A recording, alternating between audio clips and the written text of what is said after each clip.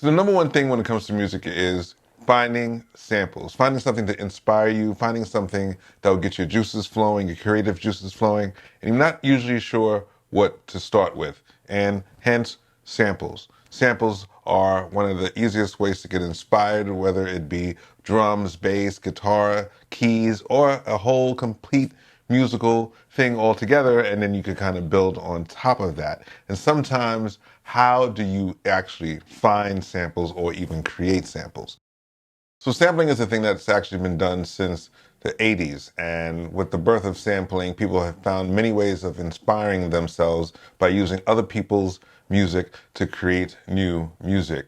It's an old concept. Before sampling, people were just doing renditions of songs already pre-recorded. You don't need the whole entire song. I just need a segment of a song to be inspired by and actually create something therefore.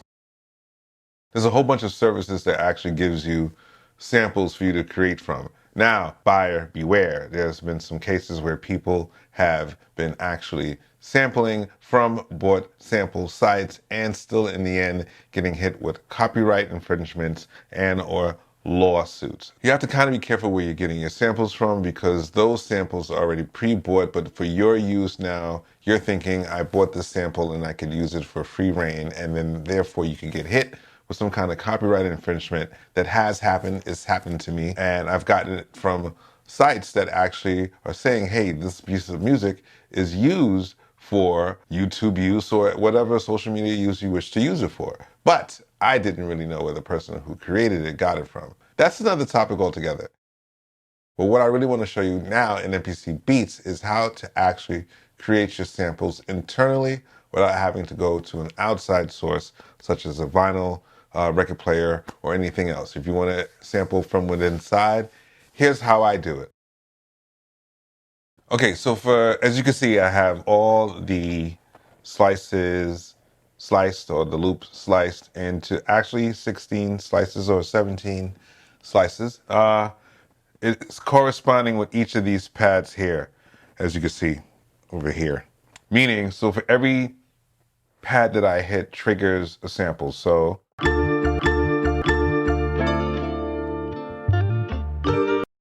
better. So now for the next loop, it's going to probably have the same things. It's just a matter of fixing it.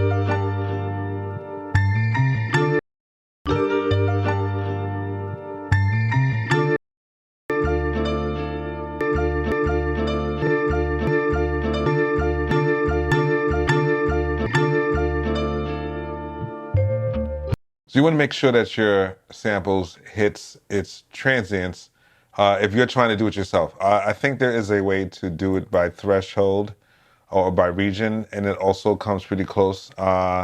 We could click it. I don't want to mess up anything, but I know you can actually kind of automatically do it on its own before you actually try to do it yourself, which is the option I chose, manual.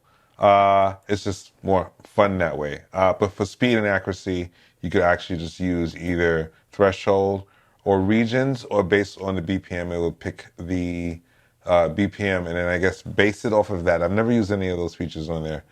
Regions maybe, but BPM no. Speaking of which, there is no BPM that comes with this sample. Sometimes some of the sample or producer packs give you what the tempo is for the sample. This one is I'll have to guess it. But as you can see, the pads correspond with the slices. The rest is just to finesse each one, and then that's how you'll get a clean slice. So for tutorial's sake, we'll just move on quick. Now I want to put this onto a track somewhere, and how do I do that? Well, here you have sample to pad or new program. This is in your non-destructive convert area. That is geek stuff. I do not know what that means. All I do know is if you click this, it would ask you to name that file. And you could either rename it, I'm not sure if you could rename it, or just really go with whatever it has here, and then do it. Now, each one of those pads now are no longer named by the pad itself, it's named by the slice. So you could go here whenever you want to now look into your, you want to now record it. You would go to this section, the track section, and then hit the little drop menu there and select the name of that sample. And now that sample is ready.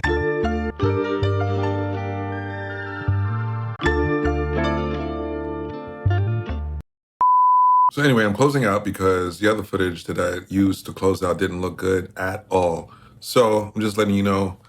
Hope you guys enjoy what I had to give you here. I'm gonna do some more things on the MPC Beats and Touch at the same time. I didn't get really into depth on this particular tutorial, but for the next one, I'll get more into how I actually loaded the sample and everything like that. I thought I did in this one, but apparently I didn't. But hope you guys enjoy what I had to give you and come again. Was that pretty good?